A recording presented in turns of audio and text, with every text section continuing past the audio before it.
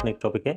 এখন তোমাদের সম্পাদ্য 6 এই টপিকে আলোচনা করব। মূলত এটা কিভাবে আঁকাতে হয় এবং অঙ্কনের বিবরণ লিখতে হয় এই ব্যাপারগুলো নিয়ে এই টপিকে আলোচনা করা হবে। আশা করি তোমাদের যাদের প্রয়োজন, তোমরা মনে করছো যে 6টা আমার দেখা উচিত, অবশ্যই তোমরা এটা দেখে যাবে। তো 6 নম্বর প্রশ্নটা এরকম যে কোন সামান্তরিকের সন্নিহিত দুটি বাহুর দৈর্ঘ্য এবং বাহুদ্বয়ের অন্তর্ভুক্ত কোণ দেওয়া আছে, সামান্তরিকটি আঁকতে হবে। কোন সামান্তরিকের সন্নিহিত দুটি বাহুর দৈর্ঘ্য এবং এদের অন্তর্ভুক্ত বাহুদ্বয়ের অন্তর্ভুক্ত কোণ দেওয়া আছে, সামান্তরিকটি আঁকতে হবে। তো সামান্তরিক দেখো ঠিক এই আকৃতির একটা জিনিস, যে ওই চিত্রটা হচ্ছে ওটা একটা সামান্তরিক। তাহলে সামান্তরিকের যে গঠনটা দেখা যাচ্ছে, যে সামান্তরিকের পাশাপাশি যে দুটো বাহু থাকে এই দুটো বাহু কিন্তু সমান, আবার এই পাশে যে দুটো বাহু আছে এই দুটো বাহু কিন্তু সমান। আর সামান্তরিক যেহেতু একটা চতুর্ভুজ, এর 4টি কোণও আছে, এই 4টি কোণের মধ্যে এই যে এই বাহু আর এই বাহুর যে অন্তর্ভুক্ত যে কোণটা, এই কোণটা দেওয়া আছে এবং সন্নিহিত দুটো বাহু মানে এই পাশে আর এই পাশে দুটো বাহুর দৈর্ঘ্য দেওয়া আছে, সামান্তরিকটি আঁকতে হবে।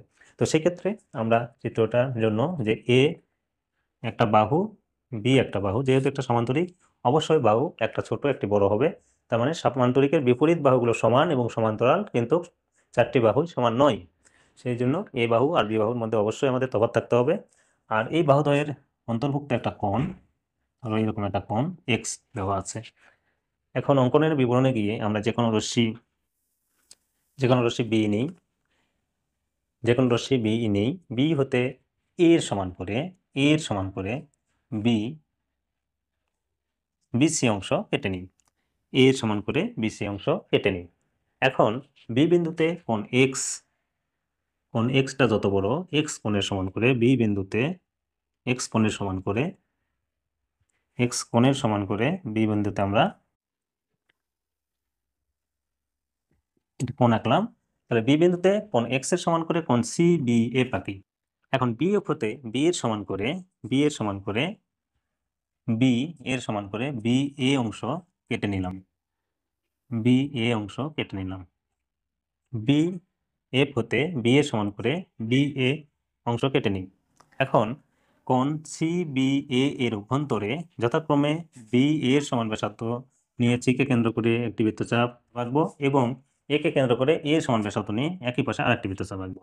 তাহলে বৃত্তচাপ দুটি পরস্পর ডি বিন্দু ছেদ করে। এখন এ ডি এবং সি ডি যোগ করি, করে যেটা পাওয়া গেল সেটাই মূলত একটি সামান্তরিক। এটা ছিল এ এর সমান আর এটা বি এর সমান, তাহলে এটাই নির্দিষ্ট সামান্তরিক। তাহলে মনে করি একটি সামান্তরিকের দুটি বাহু এ ও বি বাহুর অন্তর্ভুক্ত একটি কোণ এক্স দেওয়া আছে, সামান্তরিকটি আঁকতে হবে। অঙ্কনের বিবরণে গিয়ে আমরা বলবো যে কোনো রশ্মি বি নিই, বি হতে এ এর সমান করে বিসি অংশ কেটে নিই। এখন বিসির বি বিন্দুতে কোণ এক্স এর সমান করে কোণ সি বি এ আঁকি।